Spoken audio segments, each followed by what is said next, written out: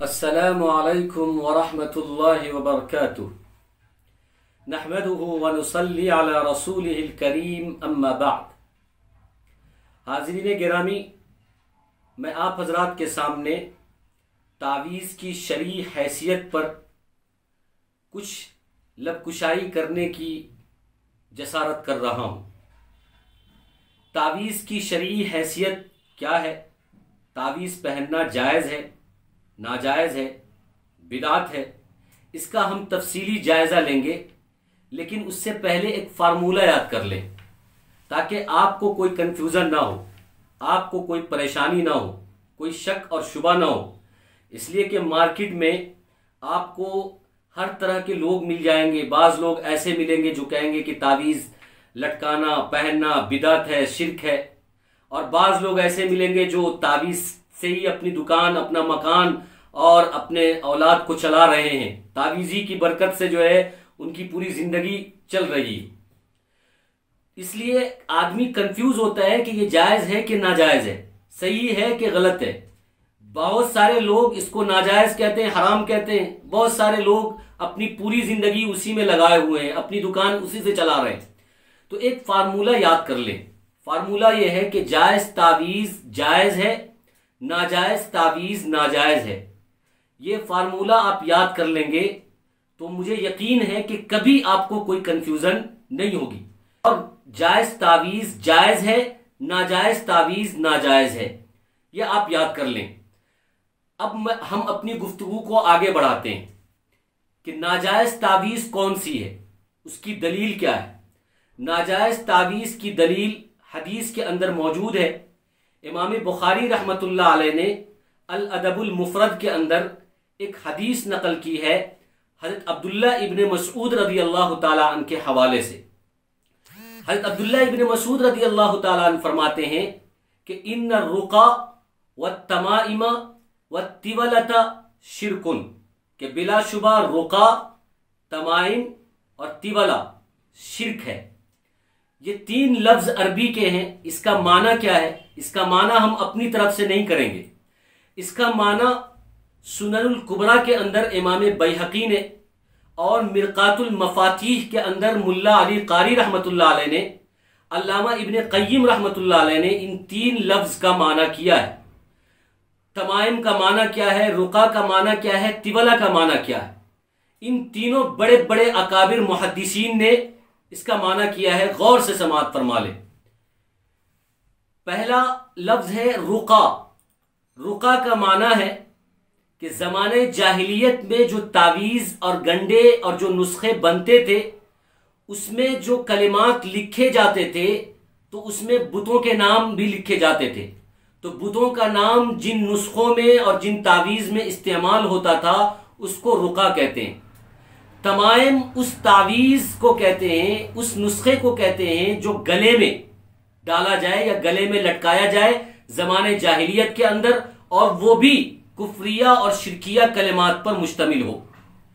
और तिवला उस तावीज़ या उस गंडे को कहते हैं, उस नुस्खे को कहते हैं कि जिसमें बीवी अपने शौहर को अपना बनाने के लिए जो जंतर इस्तेमाल करती है उसमें शिरकिया कलमे और कुफ्रिया कलिमात इस्तेमाल करके बीवी अपने शौहर को अपना बनाने के लिए जो तावीज़ इस्तेमाल करते हैं उसको तिवला कहते हैं।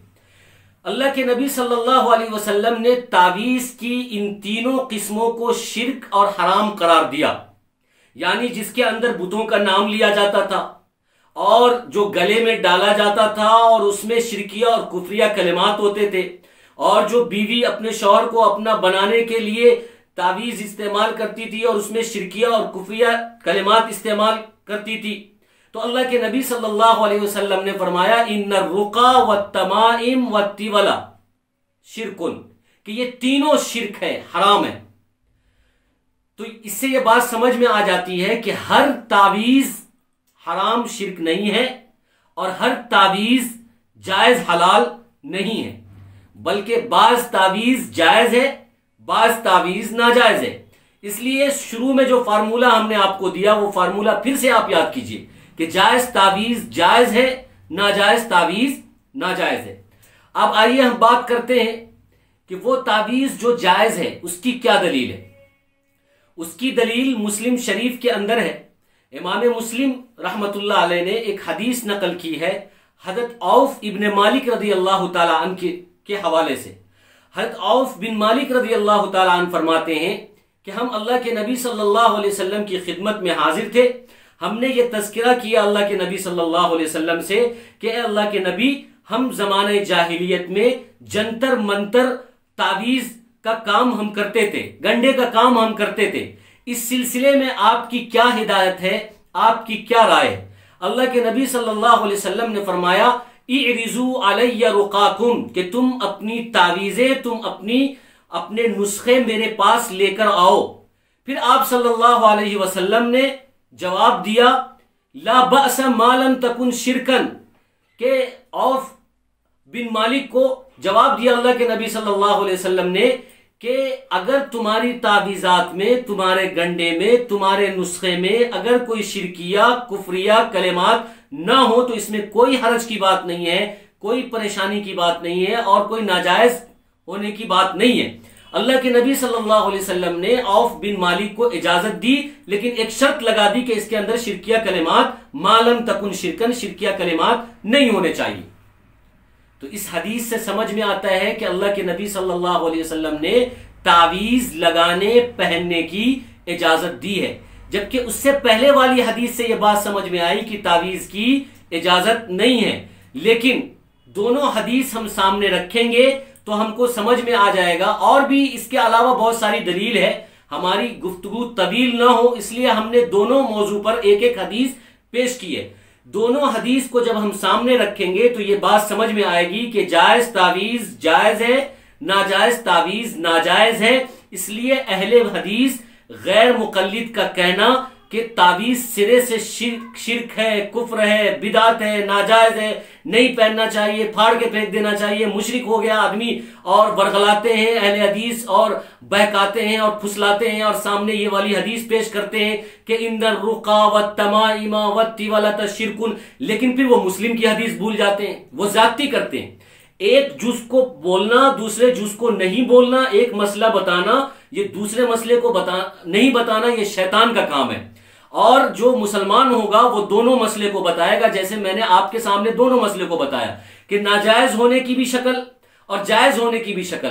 नाजायज होने की दलील अल अदबुल मुफरद के अंदर है, जायज होने की दलील मुस्लिम शरीफ के अंदर है। जब ये दोनों हदीस सामने रखेंगे तो आपको ये बात समझ में आएगी क्लियर तरीके से और हकीकी तरीके से आपको ये बात समझ में आ जाएगी कि जायज होने की भी शर्तें हैं तावीज की और नाजायज होने की भी शर्तें हैं तावीज की।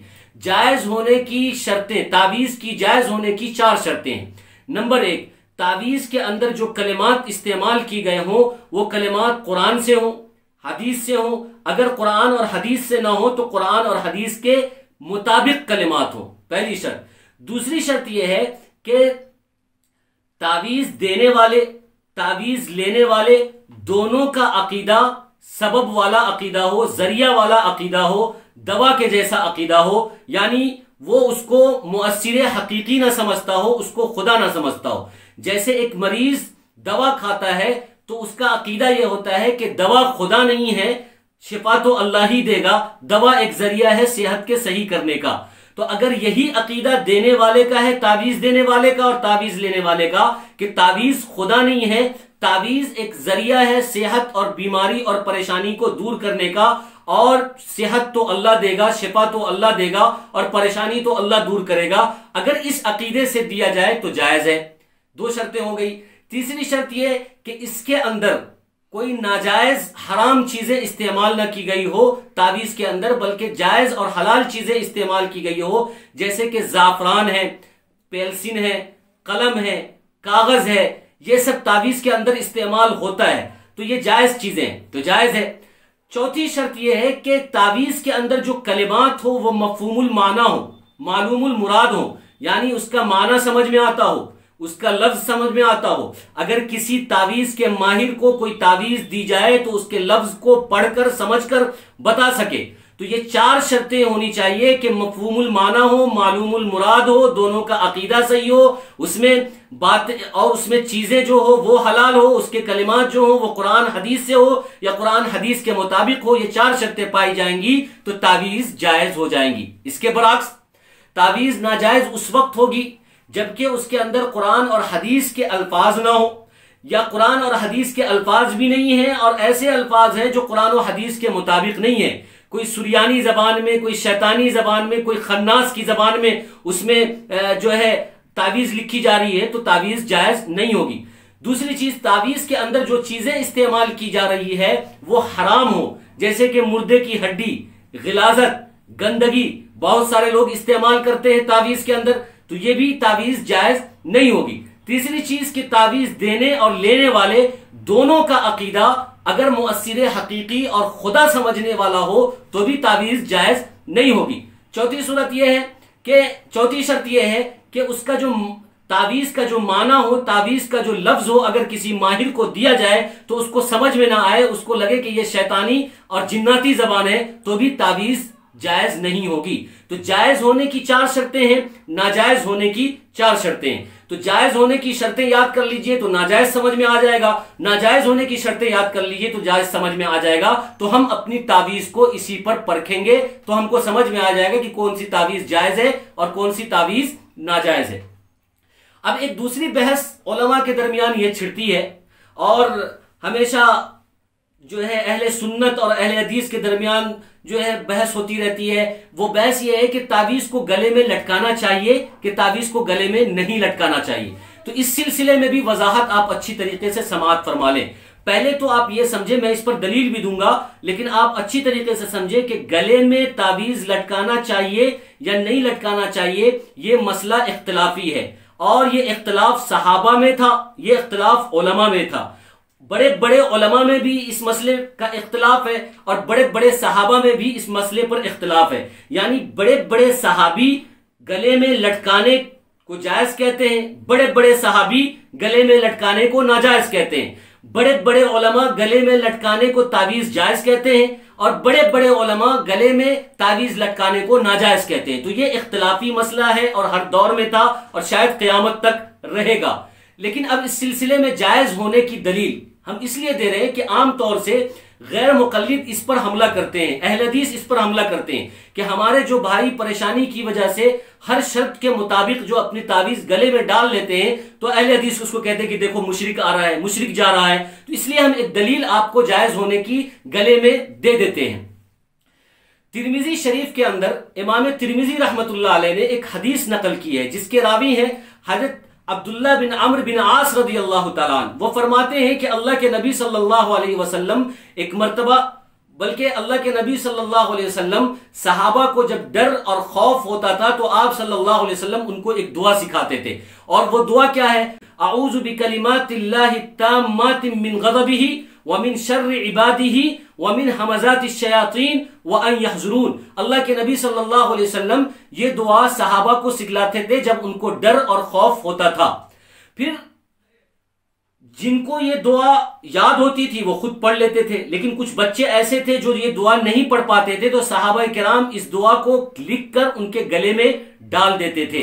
तो इस हदीस से ये समझ में आता है कि तावीज अगर शिरकिया ना हो, कुफरिया ना हो, कुरान हदीस के मुताबिक हो, सही अकीदे वाली हो, अपने शर्त पर पूरी उतरती हो, तो उसको गले में डाला जा सकता है। जैसे कि सहाबा किराम रज़ी अल्लाह ताला अन्हुम अजमाइन अपने बच्चों के गले में इस दुआ को लिखकर डाल दिया करते थे। अहले हदीस कहते हैं कि चूंकि वो बच्चे थे तो बच्चे के गलों में डाल देना सही था, चूंकि वो पढ़ने वाले नहीं थे, लेकिन बड़ों के गले में डालना ये सही नहीं है। तो हम कहते हैं कि ये बात उनकी सही नहीं है। बच्चों के गले में इसलिए डाला जाता था कि उनको पढ़ने नहीं आता था। तो ठीक इसी तरीके से अगर बड़े हों तो बड़ों के गले में भी इसीलिए डाला जाएगा कि उनको पढ़ने नहीं आता है। अगर उनको पढ़ने आता है और वो सब कुछ जानते हैं तो खुद पढ़ ले, लेकिन अगर ऐसा जाहिल है, गंवार है कि कभी उसने अरबी देखा नहीं, सुना नहीं, पढ़ा नहीं, तो उसके गले में डाला जा सकता है। अब इस सिलसिले में एक हतमी लाजमी फैसला आप समाअत फरमा लें कि गले में तावीज का डालना तमाम उलमाए किराम का ये इत्तिफाकी और इजमाई फैसला है कि गले में तावीज का लटकाना डालना ये बेहतर नहीं है, नहीं डाला जाए। आदमी खुद पढ़ ले या खुद दम कर ले या और जो दूसरा तरीका है वो कर ले, गले में डालना बेहतर नहीं है। लेकिन दूसरी तरफ इत्तिफाकी इजमाई फैसला ये भी है कि जो लोग गले में तावीज को डालते हैं और गले में लटकाते हैं उनको बुरा भला भी नहीं कहा जाएगा, उनको लान तान भी नहीं किया जाएगा, उनको मुशरिक मुनाफिक और काफिर भी नहीं कहा जाएगा। तो इस सिलसिले में सही मसला यही है कि गले में तावीज लटकाना बेहतर नहीं है, लेकिन जो लोग लटकाते हैं उनको बुरा भला कहना भी सही नहीं है। यही उलमा का मसला है और यही उलमा की आज के जमहूर उलमा की राय है। इसलिए अहले हदीस भाई भी अच्छी तरीके से समझ ले इस बात को कि गले में डालना बेहतर तो नहीं है, लेकिन अगर कोई डाला हुआ है तो आप उसके गले में फांसी का फंदा मत डाला करें, खुदा के वास्ते। अल्लाह तबारक व तआला हम सबको कहने सुनने से ज्यादा अमल की तौफीक अता फरमाए। आमीन व आखिर दावाना अनिल हम्दुलिल्लाहि रब्बिल आलमीन।